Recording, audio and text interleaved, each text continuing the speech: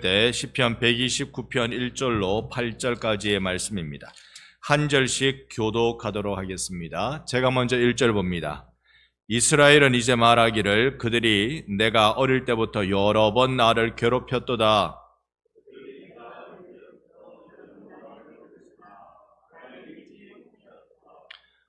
밭 가는 자들이 내 등을 가라. 그 고랑을 길게 지었도다.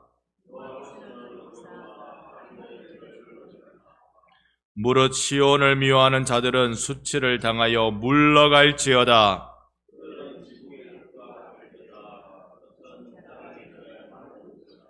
이런 것은 베는 자의 손과 묶는 자의 품에 차지 아니하나니 지나가는 자들도 여호와의 복이 너희에게 있을지어다 하거나 우리가 여호와의 이름으로 너희에게 축복한다 하지 아니하느니라. 아멘. 할렐루야. 오늘 이 자리에 오신 여러분 환영하고 축복합니다. 이 시간도 하나님이 나와 함께 하시기에 우리의 삶을 살아내는 은혜 받는 줄 믿습니다. 신앙생활 하다 보면 이런 질문이 마음에 떠오를 때가 있습니다. 왜 믿는데도 이렇게 힘듭니까?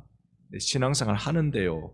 문제가 왜 계속 반복됩니까? 이런 질문을 하게 됩니다. 성경은 믿으면 고난이 없다. 이렇게 약속하는 게 아니라는 것이죠. 오히려 오늘 본문은 아주 솔직하게 우리에게 신앙의 모습을 보여주고 있습니다. 1절을 여러분 눈으로 보고 계시면 이스라엘이 이렇게 말해요. 내가 어릴 때부터 여러 번 나를 괴롭혔다. 그들이. 여러분 어릴 적 기억이 어떤지 모르겠습니다만 괴롭힘을 당하는 기억이 있으면 그건 평생 동안 그 사람을 괴롭힙니다. 진짜로. 그러니까 어릴 적에 괴롭힘 받는 기억이 없어야 돼요. 부모로부터 괴롭힘을 안 받아야 되고 친구로부터 괴롭힘을 안 받아야 되고 불의한 사고로 괴롭힘을 안 받아야 됩니다. 그러니까 괴롭힘을 받으면 그것이 평생 어른이 되어서도 내가 그걸 해결 잘 안 되는 게 이런 것들입니다. 그러나 여기에서 말하는 이 괴롭힘이라는 것은 아마 이스라엘 백성에게 이야기하고 있는 거니까 그 옛날 이스라엘이 괴롭힘을 받았던 그 흔적들을 이야기할 거예요.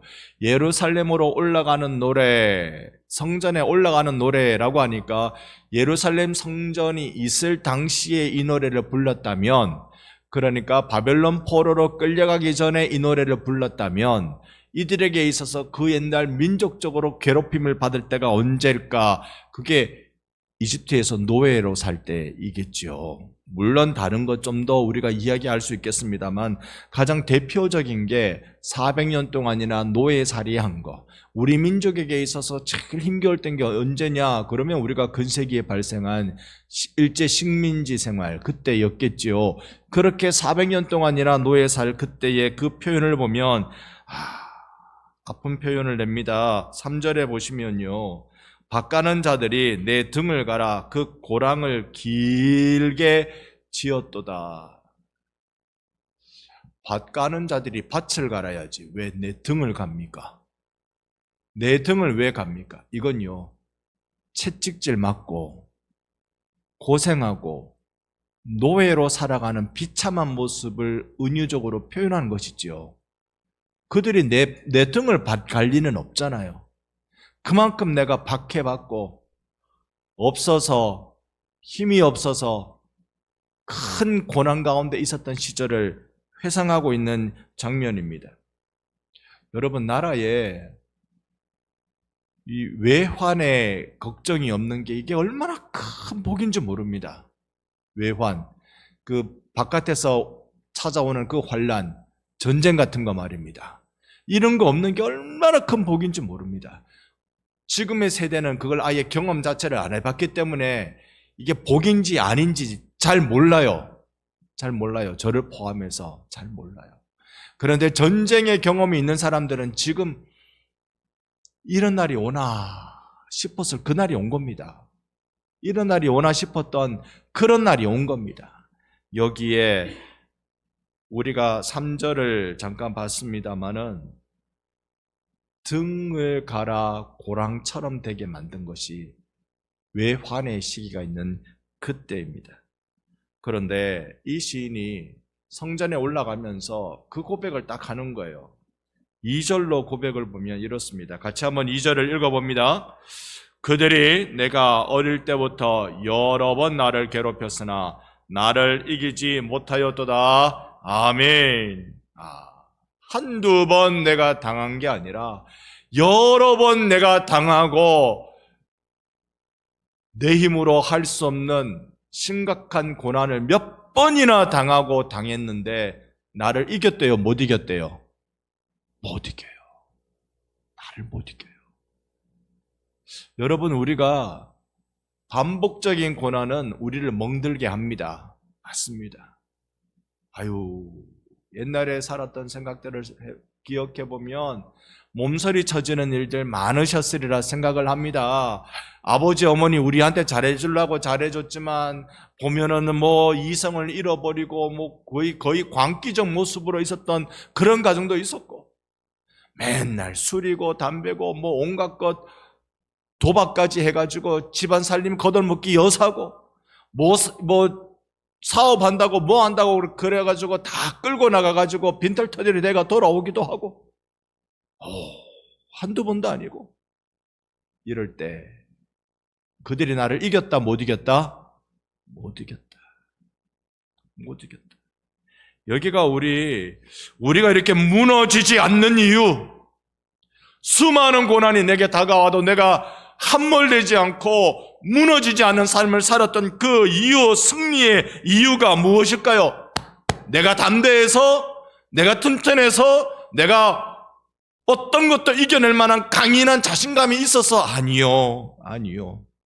이스라엘에게 있어서 이 이유 하나는 하나님이 그들과 함께 하셨기 때문입니다. 오늘 우리들도 똑같습니다. 우리가 지난날 경험했던 것들을 쭉 생각해보면 몸서리 치고 이갈리고 자다가 벌떡 일어날 것 같은 그런 일들이 많지만, 그래도 지금 내가 여기에 있는 것은 하나님이 나와 함께 하셨기 때문에 그렇습니다. 지나온 길을 돌아봅시다. 견디기 어려웠던 순간들 여러분 다 있으셨죠? 다 있으셨죠? 무너질 것 같았던 때가 있었고 포기하고 싶었던 날들이 많았습니다. 그런데도 오늘 이 예배의 자리에서 우리는 하나님을 보고 있습니다. 이게 바로 은혜입니다. 여러분이 이 자리에 있는 것, 이게 바로 은혜입니다. 성도는 넘어질 수 있지만 버려지지 않는 줄로 믿습니다.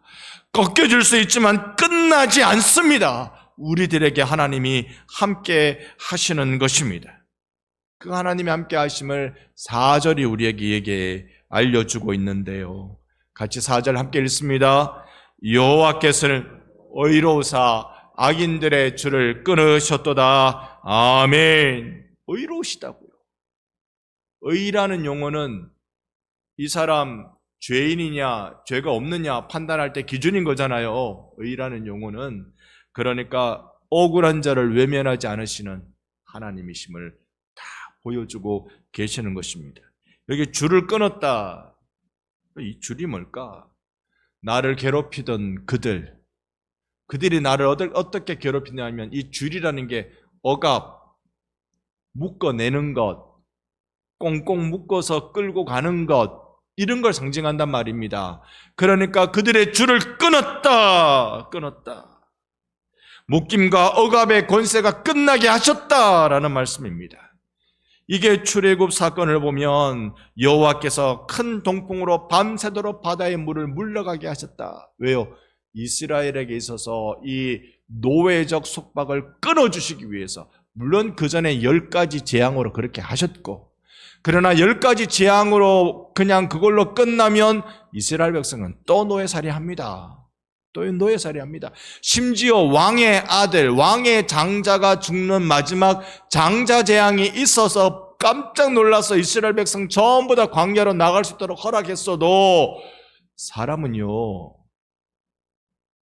경험은 시간이 지나면 약화됩니다.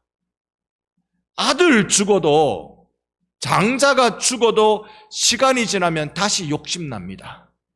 이스라엘 백성, 이것들 수백만 되는 이 백성들 내가 노예로 데리고 살면 얼마나 내가 유익인데 이걸 내가 놓쳐? 그것 때문에 아들이 장자가 죽어도 시간이 지나면 또다시 그 생각 납니다. 그러니까 줄은요 끊어야 돼요. 억압, 속박, 나를 얽어매고 있는 모든 악함들, 여러분 보이는 것마다 믿음으로 예수의 이름으로 끊으시기를 축원합니다. 끊어야 돼요. 그래서 이들을 애굽에서 데리고 나오시는 거죠. 하나님이 가만히 놔두면 애굽의 장자들을 다 죽여놔도 가만히 놔두면 또 노예가 되니까 하나님이 데리고 나오신 것입니다. 이렇게 이스라엘 백성을 향하여 하나님은 지금 뭐하고 계시는가 하면 그 삶의 자리에 개입하고 계신다라는 말입니다. 악인의 줄을 끊었다라는 말은 하나님이 그 자리에 들어가서 일하고 계신다라는 말입니다. 우리는 이런 은혜가 예수 믿는 기쁨입니다. 예수 믿고 그래 내가 너에게 구원 줄게, 나를 위해 열심히 잘 살아, 그 정도가 아니란 말입니다. 너 죄를 다 회개하고 예수 믿고 십자가에 달린 예수 믿고 내 자녀가 되었어. 그러니 내가 너에게 천국의 확실한 증표, 구원의 확증을 내가 너에게 줄게. 너 이제 나의 백성이 돼서 나의 구원받은 사람이 돼서 너희는 나의 아들이고 나의 딸들이야. 그러니까 내 아들답게 내 딸들답게 잘 살아야 돼. 화이팅! 이렇게 끝나는 게 아니란 말입니다. 우리 그렇게 해서 하나님이 우리 보고 화이팅! 하면 우리 그때뿐입니다. 자고 일라면 뭐가 뭔지 모릅니다. 그때뿐이에요. 아무리 내가 엄청난 경험을 하고 예수의 보혈로 생명을 얻어서 구원이라는 감격을 누려도 시간 지나면 맹맹해집니다.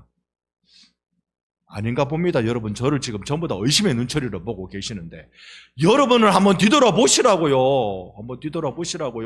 은혜 받고 할렐루야 찬송하고 눈물 펑펑 흘리고 와 부흥강사 목사님이 저렇게 설교할 때 맞아 내가 이렇게 살아야지, 내가 이제 이렇게 살 거야 해놔놓고 그 다음날 달라지잖아요.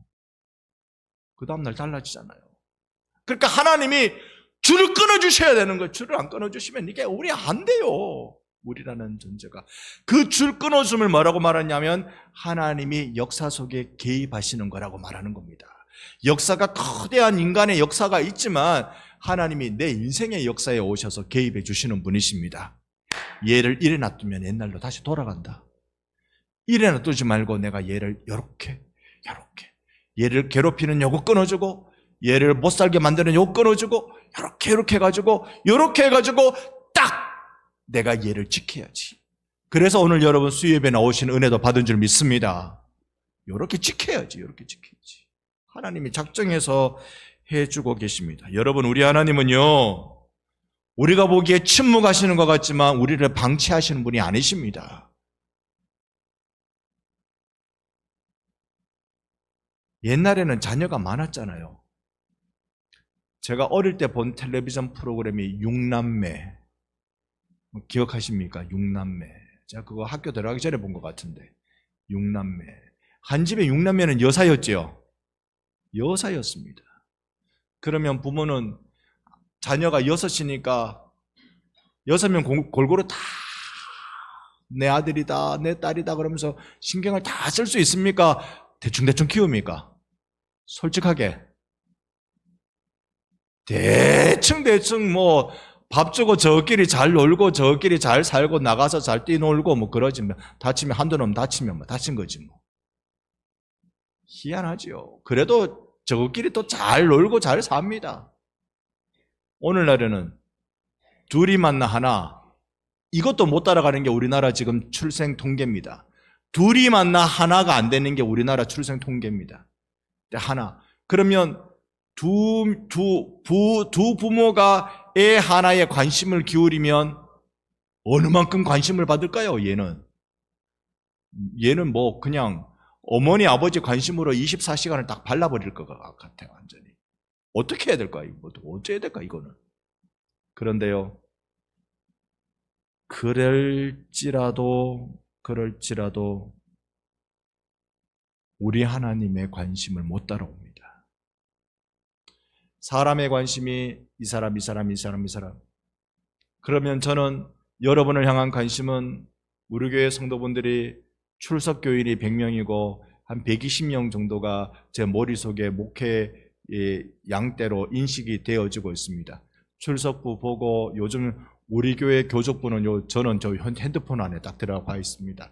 핸드폰으로 교족부를 딱 보고 오늘도 신방 가서 간절히 기도하고 너무 간절한 가정에 신방을 가서 또 기도하고 여러분 저는 여러분에게 다 똑같이 모든 분들에게 간절히 이렇게 신방을 다 할까요? 좀 다를까요? 제가 드리는 말씀 이해하시도록 설명은 하고 있는 겁니까?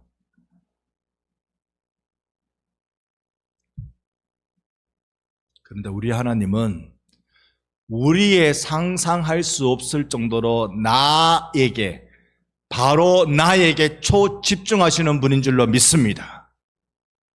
우리 하나님은 그런 분이라고요.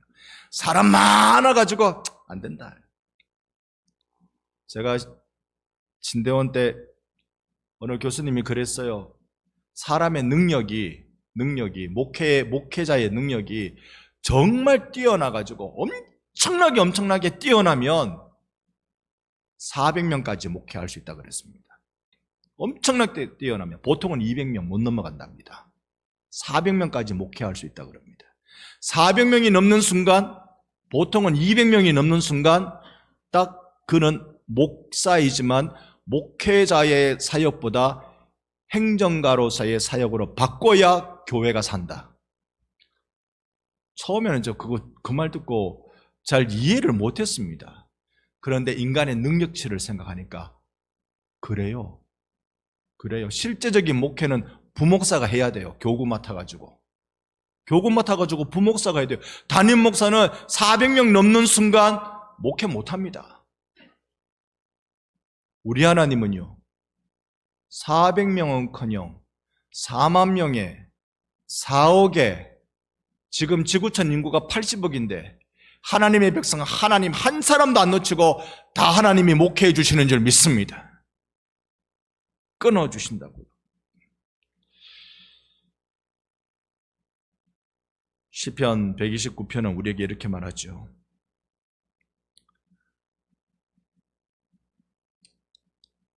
(5절에) 보면 시온을 미워하는 자들 얘기합니다. 그리고 (6절에) 그들을 무엇과 같아 그럽니까? 지붕의 풀 같다. 지붕의 풀 우리는 언뜻 잘 이해가 안 됩니다. 당시 유대인들이 집을 지을 때는 돌이나 나무 이렇게 기둥을 세워가지고 위에 지붕을 이게 평평하게 스레트라고 부르나요? 슬라브 평평하게 이렇게 만들어 버린답니다. 평평하게 만드는 게 돌, 흙 이런 걸로 하는 거예요. 그러니까 여기에는 조그맣게 풀이 나고 뭐 이런 경우가 가끔 생겨요. 그 돌하고 흙하고 이거 가지고 물로 해가지고 이렇게 평평하게 슬라브를 해버리니까 그런 게 생깁니다. 지붕의 풀 쓸모가 있습니까 없습니까?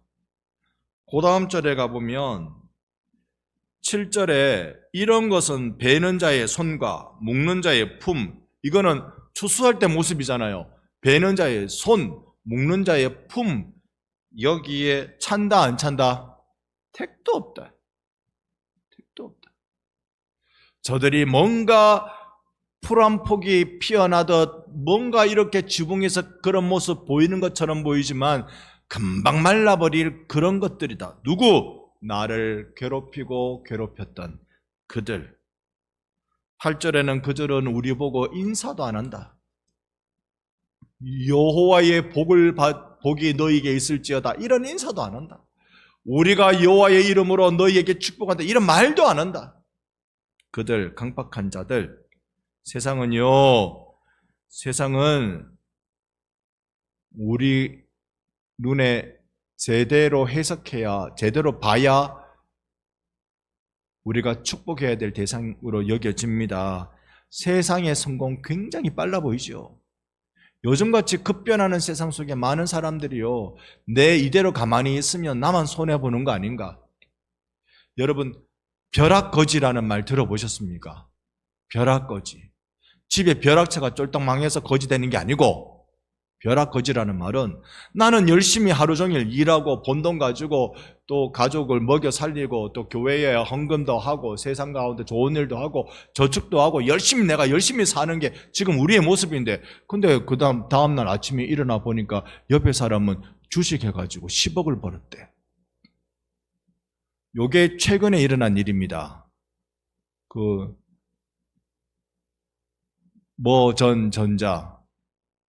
성전자 그거 팔아가지고 집 샀다는 사람들이 지금 굉장히 많습니다. 그거 올라가지고. 그러면 갑자기 나는 가만히 있었는데 내가 못했어요. 거지가 된 기분이 드는 거예요. 이게 벼락거지라고 부르는 겁니다. 벼락거지. 여러분, 세상이 흥하는 거 잠시 잠깐입니다. 잠시 잠깐입니다. 세상 성공 빨라 보일 수 있어요. 하나님 없는 형통, 그러나 오래가지 않습니다. 반대로 하나님의 백성은 느려 보여도 뿌리가 깊은 것입니다.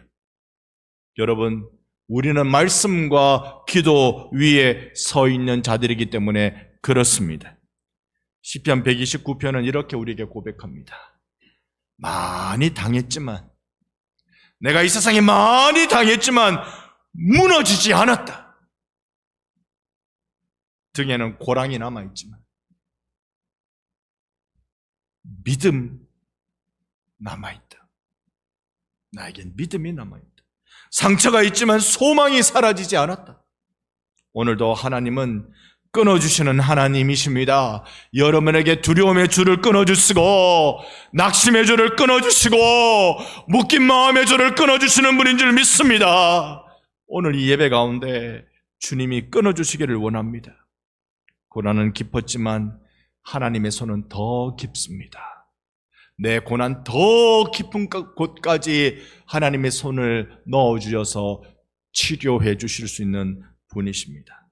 오늘 하나님 신뢰하며 다시 일어나는 은혜의 기적을 경험하는 여러분 되시기를 예수의 이름으로 축원합니다. 아멘.